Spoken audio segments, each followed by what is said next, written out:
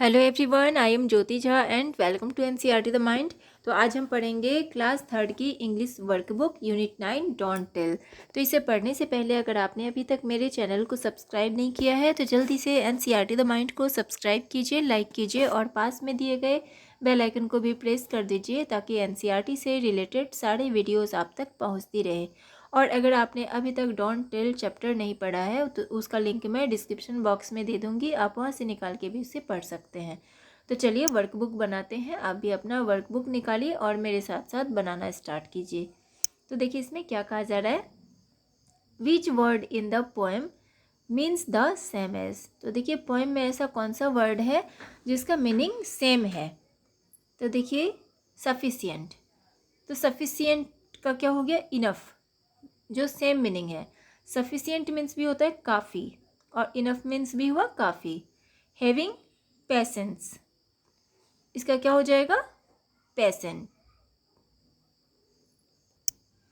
ठीक है, तो देखिए हैविंग पेशेंस मीन्स क्या हुआ, धैर्य रखना, और पेशेंट मीन्स क्या होता है, धैर्य।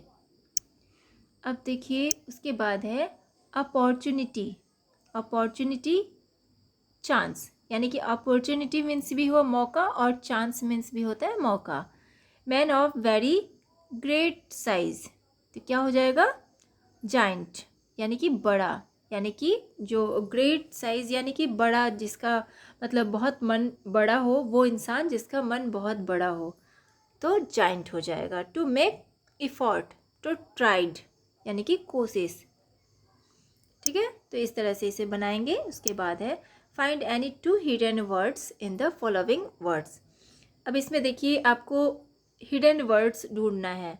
जो यहाँ पे वर्ड दिया गया है उससे हिडन वर्ड ढूंढना है। जैसे है यहाँ पे इनफ, तो इनफ में क्या है, हिडन, नो। ठीक है, तो नो लिखेंगे। उसके बाद देखिए गन, ठीक है, JUN, गन। उसके बाद है पेशेंट, तो इसमें एंड और टेंट। नो बडी, तो नो और बडी। ठीक है, तो इस तरह से इसे बनाएंगे। उसके बाद देखिए write two more words that end with, तो देखिए आपको दो और वर्ड लिखना है।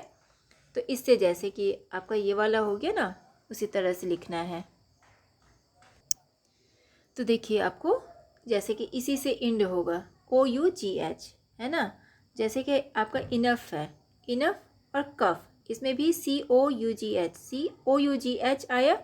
वैसे ही है आपका THOUGH, ये भी हो गया। उसके बाद देखिए इसमें ANCE से इंड होना है, तो इसमें देखिए चांस, CHANCE, चांस हो गया। डांस, उसके बाद फ्रांस, OW से, तो सो, लो और फ्लो। EA से इंड होगा तो क्या होगा, देखिए रियल, पील, उसके बाद ग्रेट। ठीक है, तो साढ़े में EA आया है। तो चलिए इसी तरह से इसे बनाएंगे। उसके बाद है reading, read the given stanzas and answer the following questions. अब आपको स्टैंजा पढ़ना है और आंसर देना है। ठीक है, तो there are lots of things they won't let me do, I am not big enough yet they say, so I patiently wait. तो देखिए इसमें मैंने आपको बताया था, ये जो स्टोरी है, ये जो पोएम है, तो पोएम में एक बच्चा होता है, तो वो बोलता है कि बहुत सारी चीज़ें ऐसी है जो वो मुझे नहीं करने देते। वो का मतलब होता है कि पेरेंट्स, हमारे पेरेंट्स हमें नहीं करने देते। वो सोचते हैं कि अभी मैं काफ़ी बड़ा नहीं हुआ हूँ। ठीक है, ऐसा वो कहते हैं, इसलिए मैं पेशेंटली वेट करता हूँ, यानी मैं धैर्य रख रहा हूँ। ठीक है, अब देखिए who is speaking these lines, तो कौन इस लाइन को कहा है, कौन कहता है। तो क्या लिखेंगे answer, the young boy is speaking these lines. एक यंग बॉय रहता है, वही इस लाइन को कहता है। The young boy is the speaker, वो स्पीकर रहता है। जो यंग बॉय रहता है वो स्पीकर रहता है। Who does not allow him to do anything, तो कौन है ऐसा जो अलाउ नहीं करता है कुछ भी करने के लिए। तो हिज पेरेंट्स, उसके माता पिता। वॉट डू दे से, तो वो क्या कहते हैं। दे से he is not big enough yet, वो कहते हैं कि अभी वो बड़ा नहीं हुआ है, अभी वो काफ़ी बड़ा नहीं हुआ है। What does the speaker do? तो स्पीकर क्या करता है? The speaker wait patiently. तो वो स्पीकर जो है वो वेट करता है पेशेंटली। इसके बाद सेकेंड स्टेंजा है, I could show them now if they gave me the chance, there are things I could do I if I tried. तो देखिए वो बोलता है कि मैं सब कर सकता हूँ, अगर वो मुझे एक चांस देंगे तो मैं कर सकता हूँ, ठीक है। But nobody knows that I am really a giant inside. लेकिन कोई भी नहीं जानता कि मेरे अंदर एक बड़ा सा मन है, ठीक है, बड़ा है, ठीक है। जाइंट मीन्स बड़ा, यानी कि उसका मन बहुत ही बड़ा रहता है। तो देखिए अब क्वेश्चन है कि to whom do they refer to. अब जो है इसमें दे जो है वो किसके लिए रेफर किया गया है? They refer to his parents. तो दे जो है ना उसके पेरेंट्स के लिए रेफर किया गया है।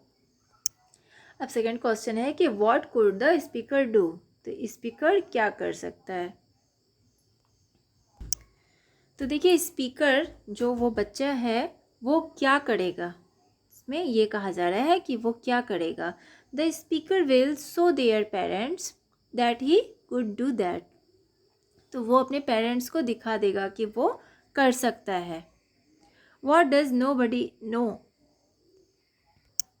तो देखिए इसमें कहा जा रहा है कि कोई भी क्या नहीं जानता। तो आंसर लिखेंगे कि nobody knows the speaker is a giant from inside. तो देखिए कोई भी नहीं जानता कि स्पीकर जो है ना वो अंदर से जाइंट है, बहुत बड़ा है, ठीक है। जो मन होता है ना बच्चे का, जो मन होता है वो बहुत बड़ा होता है, वो अंदर ही अंदर सोचता है कि वो बहुत बड़ा है। तो वही इसमें बताया गया है कि उसका मन बहुत बड़ा है, वो कुछ भी कर सकता है। अब देखिए अब है कि language corner, fill in the blanks using a an और द सुटेबली, ठीक है। अब इसमें ए एन और द भरना है। There lived a shepherd boy in a small village. He looked after the sheep of the villagers. He drove them to the hillside.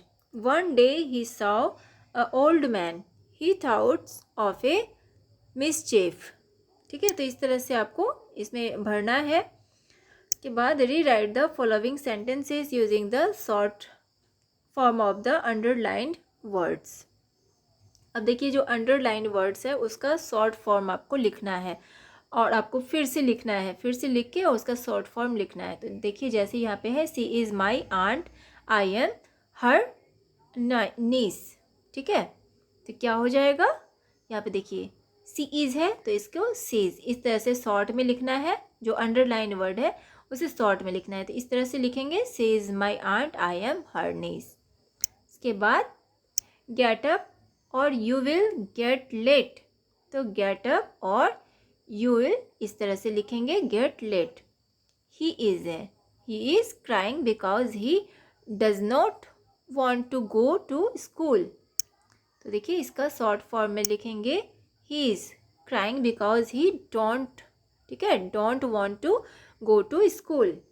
The baby is sleeping, do not disturb her. The baby is sleeping, don't disturb her. We will not go to school today as today is a holiday. तो इसका क्या बनाएंगे कि we won't go to school, want हो जाएगा, we won't go to school today as today is a holiday, ठीक है। इस तरह से बना लेंगे। उसके बाद है use the given homophones in your own sentences। तो देखिए इसमें जो नीचे जो होमोफोन्स दिए गए हैं तो उसे आपको अपने सेंटेंस में आपको बनाना है, ठीक है। जैसे कि है देयर और देयर। तो देखिए देखने में दोनों वर्ड आपको सेम लग रहे हैं लेकिन इसका मीनिंग अलग अलग है। तो देयर इसका क्या बनाएंगे हम, देयर आर 2 बसेस। और इस देयर का क्या बनेगा, द बिगल इज देयर डॉग, ठीक है। तो इस तरह से बनाना है। उसके बाद देखिए वेट का, आई वेट टिल 4 o'clock। उसके बाद weight, my weight is 23 kg। अब 1 का, देयर इज़ जस्ट 1 फ्लावर, और 1 क्या हो जाएगा इसका, आई वॉन्ट द मैच। उसके बाद नो है, I know the answer. No का नो, आई कांट प्ले। ठीक है, तो इस तरह से इसे बनाएंगे। उसके बाद है creative writing. Rohan's parents have gone to the market for Diwali shopping. तो देखिए, रोहन का पेरेंट्स मार्केट गए दिवाली के शॉपिंग के लिए। In their absence Rohan can play computer games but he can not call strangers in his home. तो देखिए, उनके अब्सेंट में, ठीक है, कि अब्सेंट में रोहन कंप्यूटर गेम खेल सकता है, लेकिन वो किसी अजनबी, किसी स्ट्रेंजर को कॉल नहीं कर सकता। ठीक है, अब right 3 sentences each about what you can do and what you cannot do when your parents are not at home। तो देखिए, यहाँ पे 3 सेंटेंस आपको लिखना है कि आप क्या कर सकते हैं और आप क्या नहीं कर सकते जब आपके पेरेंट्स आपके घर पे नहीं हो। ठीक है, तो यहाँ आपको लिखना है। तो आप सोचिए, आप क्या कर सकते हैं और क्या नहीं कर सकते जब आपके पेरेंट्स घर पे नहीं हो।